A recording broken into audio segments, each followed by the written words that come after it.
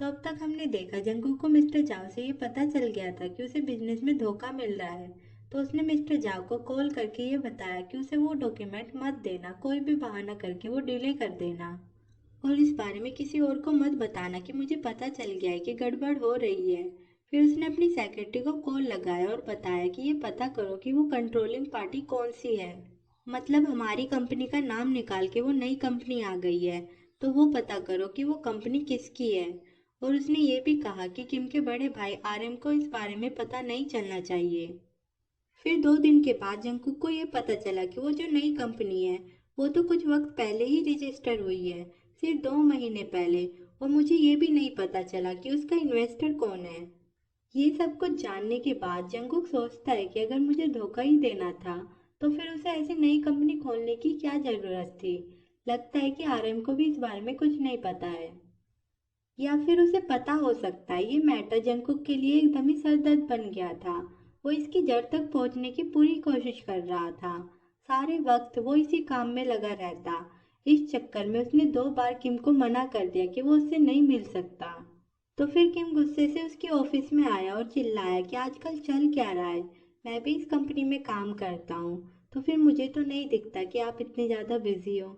Jungkook मन में बोलता है कि अब मैं तुम्हें ये थोड़ी ना बता सकता हूँ कि मुझे तुम्हारे भाई पर शक हो रहा है, कि वो दूसरे लोगों से पैसे लेकर उसकी मदद कर रहा है मुझे धोखा देने के लिए।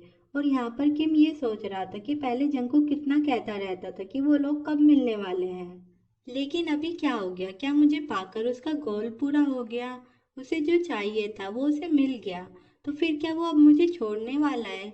लेकिन मैं उसे इतनी आसानी से नहीं जाने दूंगा।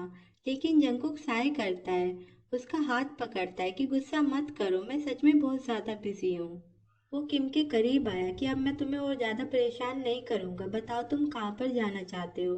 इतना सुनते ही किम का गुस्सा उतर गया। वो जंगकुक की उंगली पर हल्का सा बाइट करता है और पूछता है कि क्या आपका स्विमिंग पूल अभी तक साफ नहीं हुआ है। जंगकुक ने स्माइल के साथ कहा कि अभी मैं किसी को कहकर वो स्विमिंग पूल साफ करा देता हूँ और तुम भी आज रात ही वहां पर आ जाओ।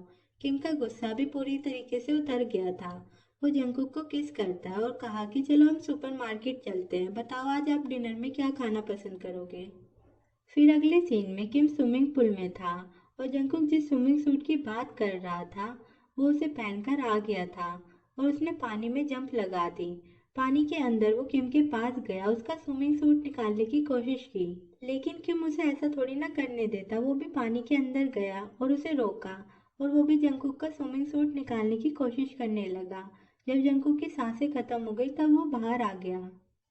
किम ने हंसते हुए कहा कि आप तो बच्चों जैसा गेम खेल रहे हो। जंगकुक को इसमें मजा आ रहा था। वो फिर से पानी में गया और फिर से किम का स्विमिंग सूट निकालने की कोशिश की, लेकिन किम ने उसे ऐसा नहीं करने दिया। तो फिर जंगकुक ने उसकी कमर के अराउंड अपने हाथ रखे और उसे किस करने लगा। जंगकुक को लगा कि पानी के अंदर किस करने से मजा आएगा, लेकिन उल्टा वो काफी सारा पानी निकल गया और तुरंत ही उसकी सांस भी खत्म हो गई। तो तुरंत ही उसे बाहर आना पड़ा। वो जैसे तैसे बोलता है कि तुम सही कह रहे हो, हम ये खेल भी क्यों रहे हैं, ये तो कितना इजी है। तभी किम ने कहा कि चलो रेस लगाते हैं। जंगकुक मान गया कि जरूर, लेकिन हारने वाले के साथ क्या होगा। किम ने कहा कि वो तो आप डिसाइड करो। तो फिर जंगकुक उसके पास गया, उसका चिन पकड़कर उसका फेस ऊपर किया और कहा कि हारने वाले को लिप पर एक छोटा सा किस देना होगा।